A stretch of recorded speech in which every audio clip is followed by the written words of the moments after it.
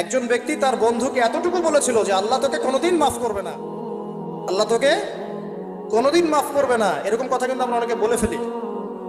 আল্লাহ পাক মৌতের পরে এই দুই ব্যক্তিকেই ডাকবেন, কিয়ামতের মাঠে ডাকবেন। এটা বারজাকে হয়েছে। বলবেন, আমার রহমত নিয়ে কথা বলার ইখতিয়ার তোমাকে কে দিয়েছে? আমি কাকে মাফ করব কাকে করব না, এই কথা বলার ইখতিয়ার তোমাকে কে দিয়েছে? আজকে আমি তাকে মাফ করে দিলাম, তোমাকে জাহান্নামে দিয়ে দিলাম, যাও। অতএব আল্লাহ রাব্বুল আলামিনের এই বিশাল রহমত আমরা পাবো, আশাবাদী ইনশাআল্লাহ। এই কারণে আমাদের প্রথম যে বিষয়টা ফোকাস করতে হবে, আল্লাহ রহমত পেতে হলে আমাদের অবশ্যই বস্তুবাদিতা ত্যাগ করতে হবে। আল্লাহ পাক দুনিয়া পছন্দ করেন না।